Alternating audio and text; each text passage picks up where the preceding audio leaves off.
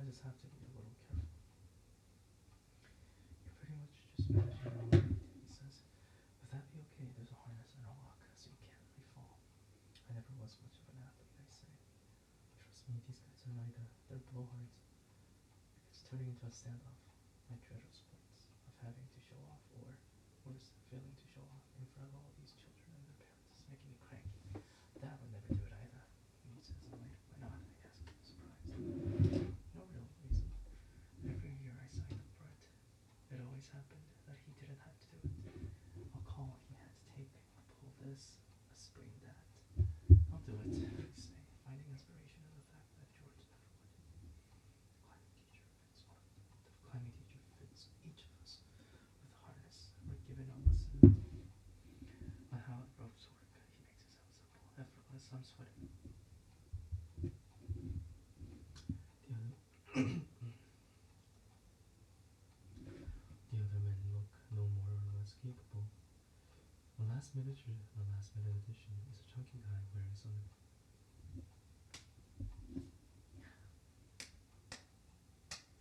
A last minute edition is a chunky guy wearing dark sunglasses and dressed like he's left the house in his black long underwear, or someone else's long underwear, because it's way too tight. He's wearing nothing beneath it. His cock and balls all pancaked, all too explicitly. I can't help but stare, but then wonder, is this kind of full-on peacock display standard around here? By the time I get 4 feet off the ground, I'm praying that Nate, who's holding my line, is stronger than he looks, and that when I plummet, he doesn't go flying through the air like some seesaw gone wrong. I'm both defying gravity and entirely aware of gravity's pull. Use your feet, Nate says, coaching from below. I feel around for the lumps of fox rock to use for leverage. They're like they're like door stops. Pushing off, I rise a few feet and then grab at the hole just above my head. Push, he says. Push yourself up. Don't pull, it's easier. For $65,000 a year in tuition, according to the school's website, I'm glad he's learning something about physics. I push up and belch. Acrid coffee and cake fill my mouth. I swallow, get my footing, and push again. There are other men above me. There are other men above and below me. There are other men above and below me. The air is filled with a gamey scent of men under pressure. I go higher, determined, really fucking determined. While I'm on the wall, the headmaster comes around, working the crowd on the ground, shaking hands. I'm 2 stories up and hoping that Nate doesn't get distracted by his boss in a skirt. I shift my weight and look down below. Suddenly my testicles are trapped under the harness, which has slipped. It's excruciating. And now I'm almost dancing, trying to address the situation. What are you doing? Nate screams. I hug the wall, use both hands, and adjust accordingly. I notice some men have special climbing shoes on. I've got George's fucking slip-ons. One falls off, bouncing against the wall, tumbling to the floor. I can throw it back up to you, Nate says. Never mind, I say, pushing higher. My sock foot slipping. Is this that shit? Is this that shit? Nate shouts up to me. Yes, I call down. Weird. I turn and focus on the wall. Fuck, yes. I tell myself as I fight my way to the top. And guess what's there? A goddamn golden egg. I'm not joking, there's a golden egg. Porcelain fucking piggy bank at the top. The problem is, how do you bring it down? How do you carry something fragile when you need both hands and feet? I stuff it down my pants, hung like a horse, fucking golden egg. I rappel down. Nate is at the bottom, with tears in his eyes, and I've got no option other than to unzip my pants, extract the egg, and give it to him. A kind of offering. He's hugging me and crying. I taste victory and sweat and think, this is amazing. For one shining moment, I am high. 20 minutes later, my head is throbbing. I'm walking like a broken cowboy, and I have a distinct absence of sensation in 3 fingers.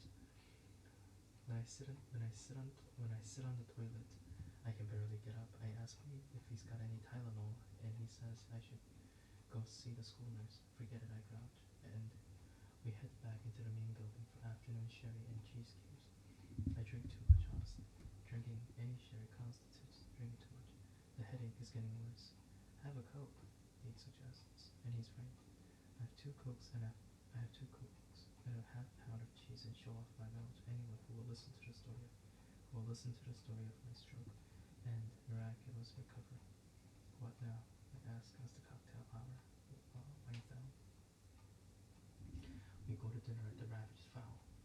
We go to dinner at the Ravaged Fowl, Nate says, as though it's obvious. You made the reservation. I look blank. We always go there, but you have to make a reservation. You have to have a reservation. The way he says it, there is no way out. It's definitive. It's definitive. Not a problem, I say. All's taken care of. From the stall of the men's bathroom, I call the Ravaged Fowl. There's an embarrassing echo. Sold out, the woman says. Fully booked, no tables until Monday. I don't tell Nate. Some things are best addressed in person. But as we're heading there, my already fragile constitution is taking on a kind of anticipatory stress, wondering what is going to happen. We arrive, I play dumb. says. I get nervous. We have a reservation. Every year we come here. How many years now? I turned to 4, the boy says, looking at his shoes. For the last 4 years, we've been coming here for the same day every year. I always make the reservation. I become indignant. The girl doesn't care. She is busy answering the phone. I talk right over her. I thought I could rely on you. She holds her finger up, as if putting me on hold. My voice is getting louder. My mood turns. Your face looks like Dad's, he says. Always or just right now? Right now, he says. I'm in a lousy mood. Do you want to leave me here? You can go deal with your headache. I'll join another table. It's not an option. Say, can't I be in a bad mood for a minute? It's a lot for me. Can't begin to explain how or why, but the opulence, the success, the beauty of this bright and shining day is getting me down. It has all been so wonderful, and that has made me sick.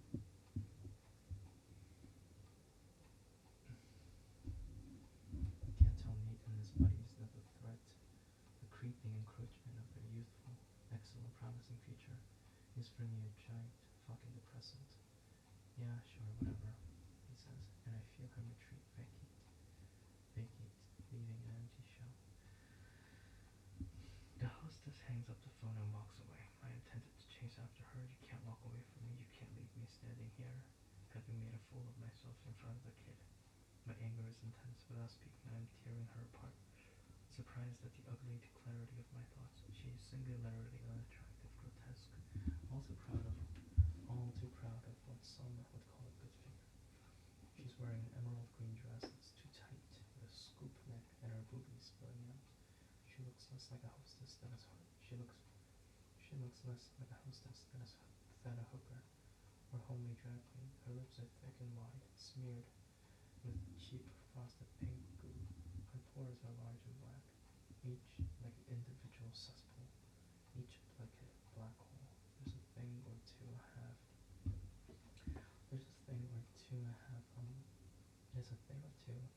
Half a line to say.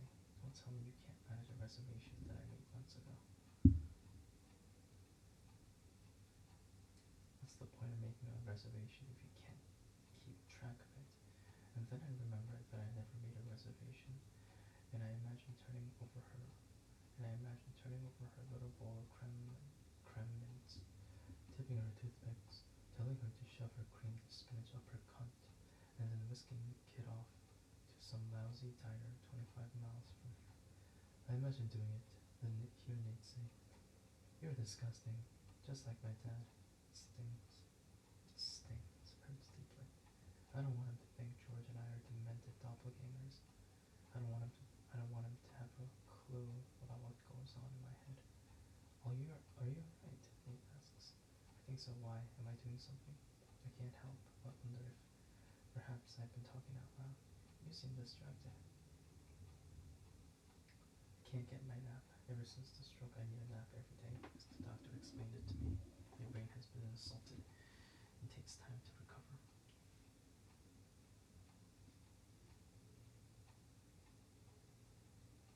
The hostess comes back with a short, mustached man who shakes my hand.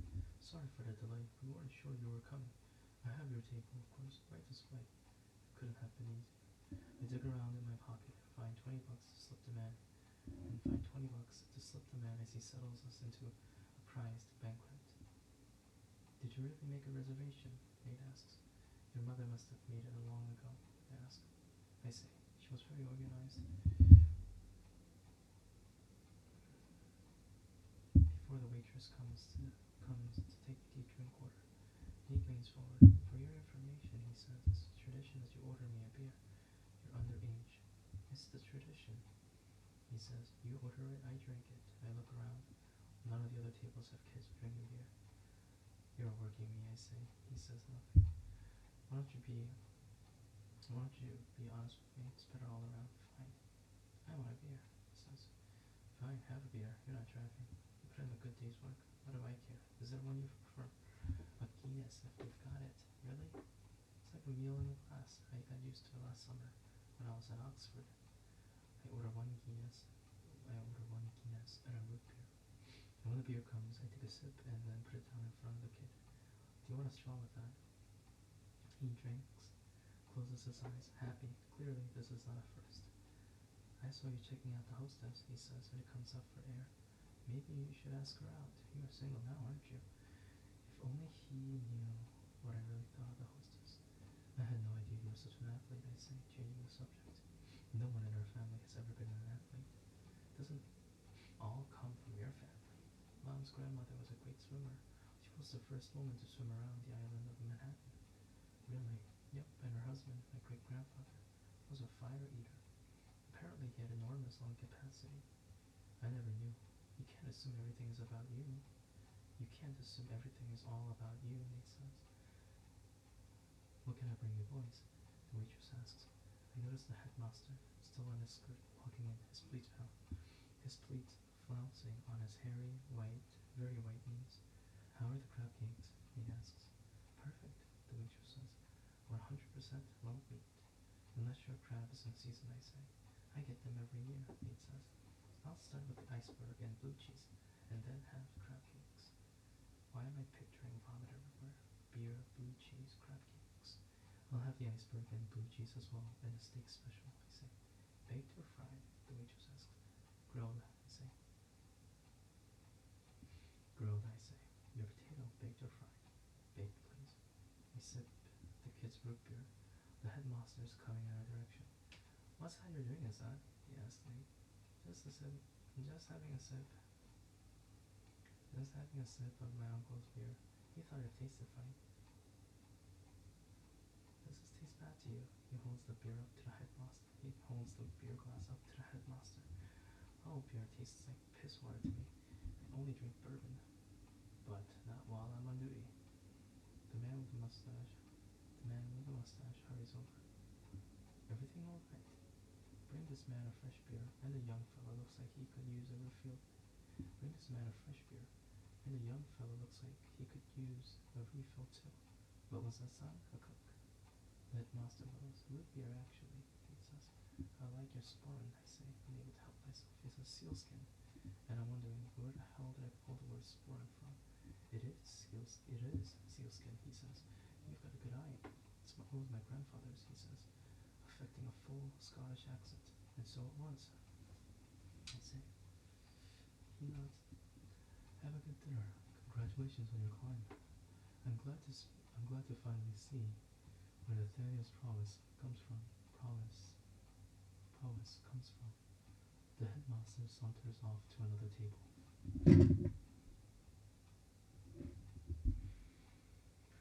Look at how slow, relaxed, and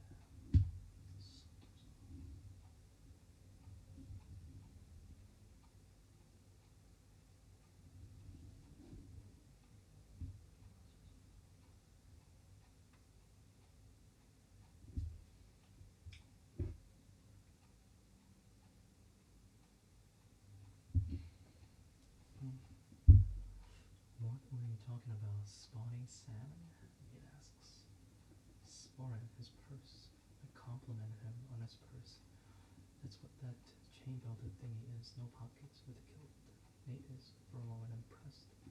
I pull out my packet of pills and the page of directions and line up the dinner series before, during, and after. So what else about you, Nate, should I know? I have a school in South Africa, Nate says. I'm pretty proud of that. You raised money to help build a school. I think your mom mentioned something about that. I built it, he says flatly, with your hands. Yes, with my hands, and with the villagers who live there. And some wood and nails and sheets of metal, all the things you need, all the things you build a school with. All the things you build a school with. And I set up a water filtration system for the town. It's named for me. It used to have another name, but everyone who lives there calls it Napeville. Is he telling the truth? How are you able to do this all by yourself? It's not as hard. It's not as hard as you think, Nate says. It's kind of like a big Lego. I had these sunset books of plans for small structures that I was going to use to build myself something in the backyard, and we used those for inspiration. The real question is, if a kid can do it, why can't others? There's no reason the world isn't There's no reason the world is in a bad shape. There's no reason the world isn't as bad shape as it is, except that people are so fucking passive and immobile and focused on what can't happen instead of what can.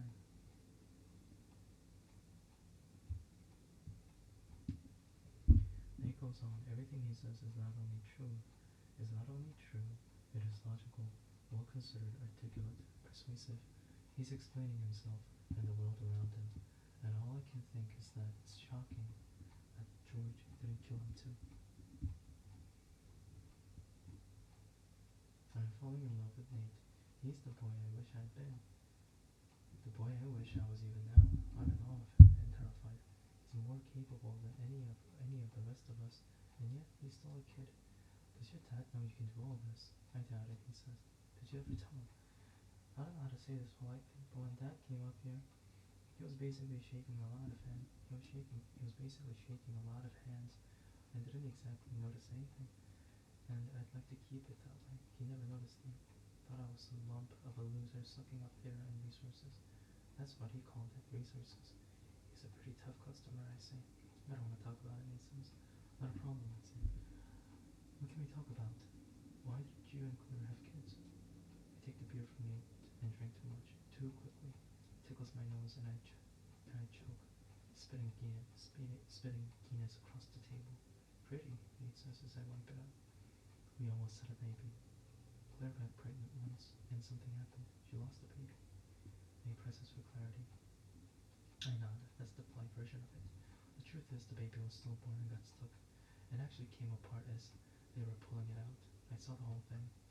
I'd been on Claire's side of the drape, and then when they were pulling the baby out, the doctor made a painful sound.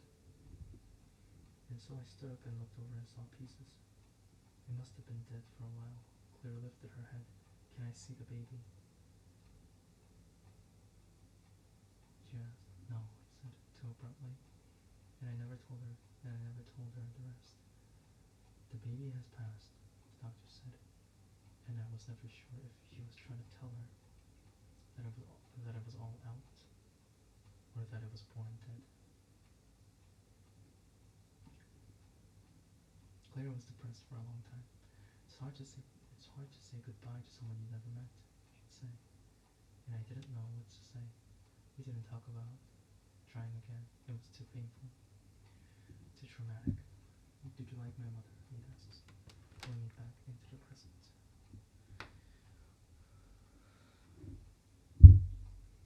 The waitress puts my plate down in front of me. Steam rises from the potato and the meat, like smelling salts. Revives me.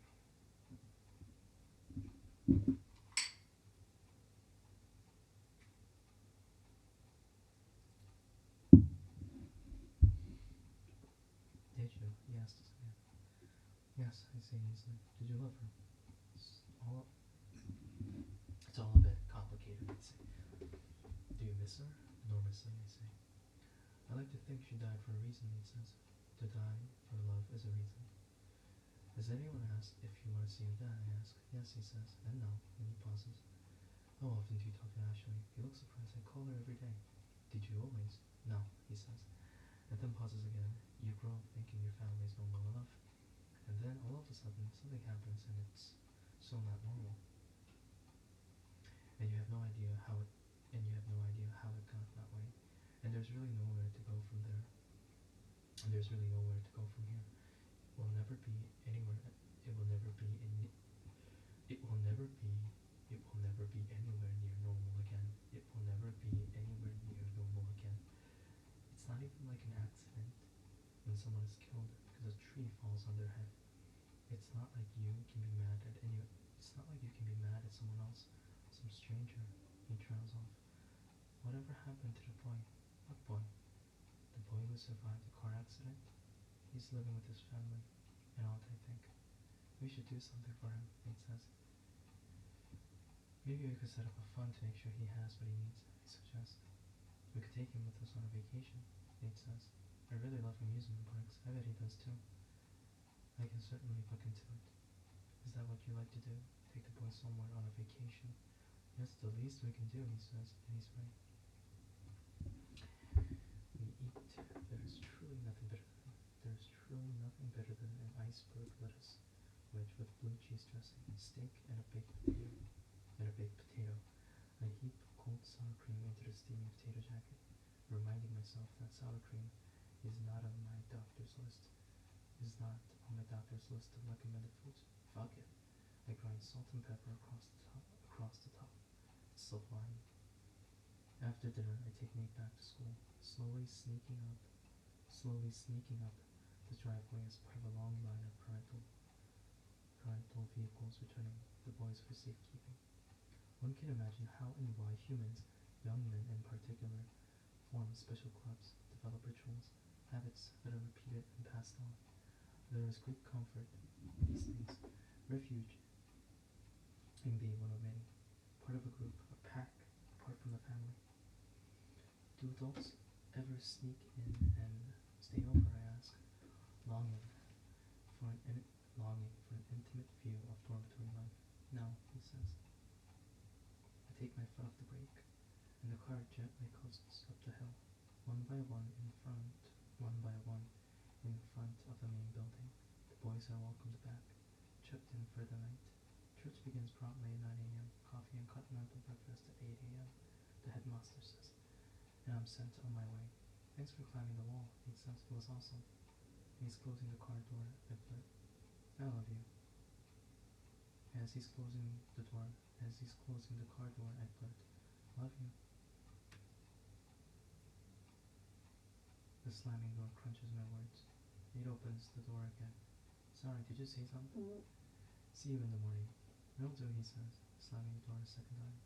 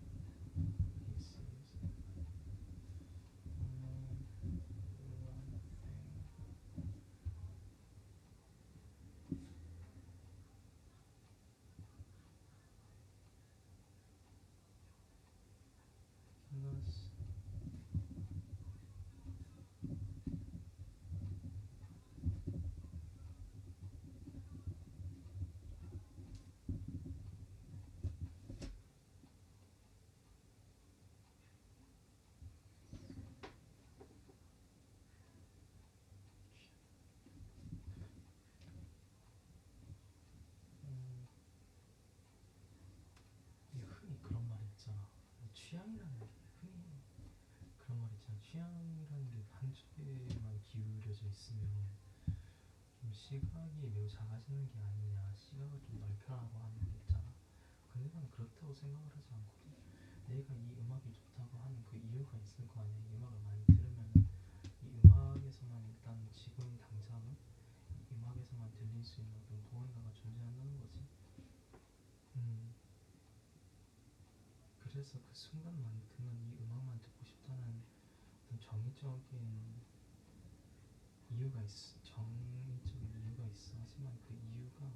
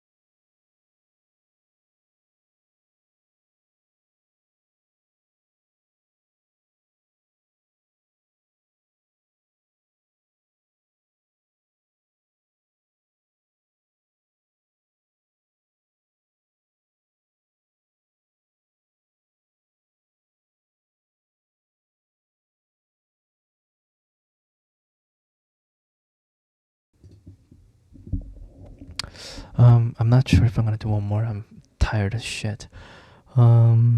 Maybe before midnight I can do another one. We'll see.